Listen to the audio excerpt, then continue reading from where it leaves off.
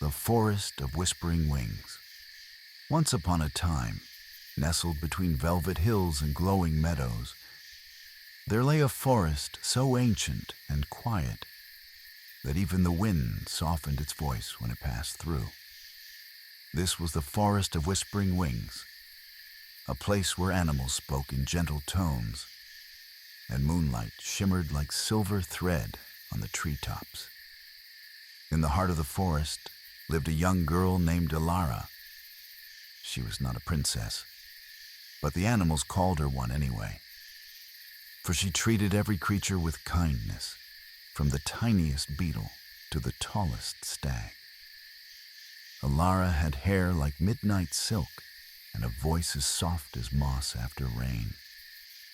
She lived in a cottage hidden beneath a canopy of flowering dogwoods, and each morning she sang to the forest as the sun rose. The forest animals adored her. Bluebell, the wise bluebird, often perched on her shoulder. Bramble, the bear cub, rolled at her feet like a clumsy shadow. Even the shy foxes and owls trusted Elara's presence.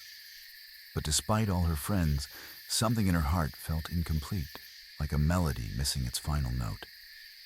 One dusky evening, as stars began to blink awake in the sky, Elara heard something strange, a melody not her own.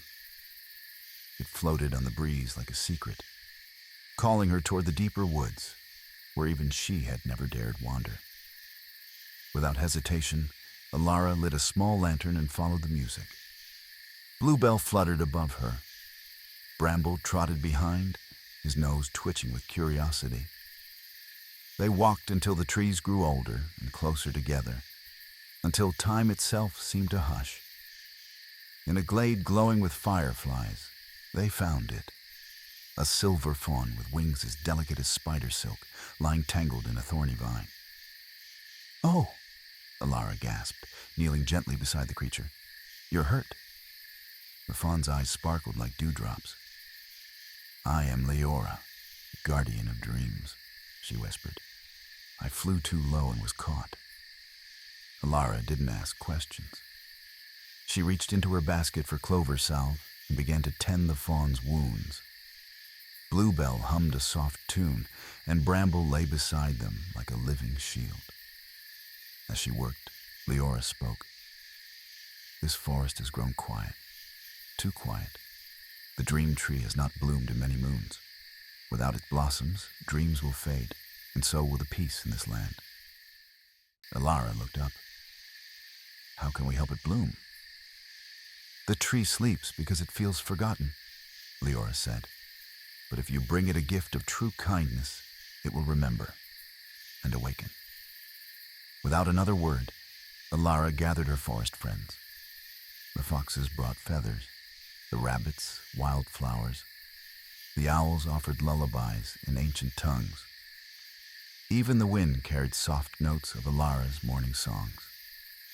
She took all these things, simple, beautiful acts of kindness, and carried them in a woven satchel to the tallest hill in the forest, where the dream tree stood like a statue of sleep. Its bark was silver gray. Its branches hung like folded arms.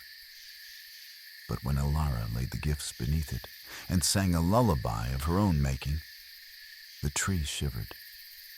One blossom appeared, then another. Soon the dream tree glowed with 1,000 pearlescent blooms, each one pulsing like a heart.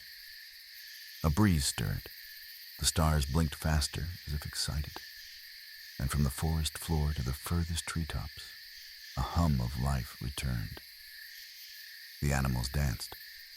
Leora took flight, her wings whole again. "You've done it," the fawn said as she rose toward the moon. "You reminded the forest that kindness is his heartbeat."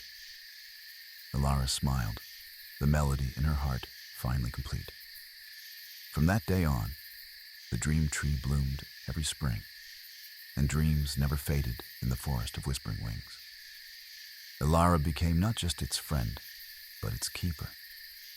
And whenever someone wandered too far, lost or lonely, The forest would guide them home with the soft flutter of wings and the echo of a girl's song in the wind.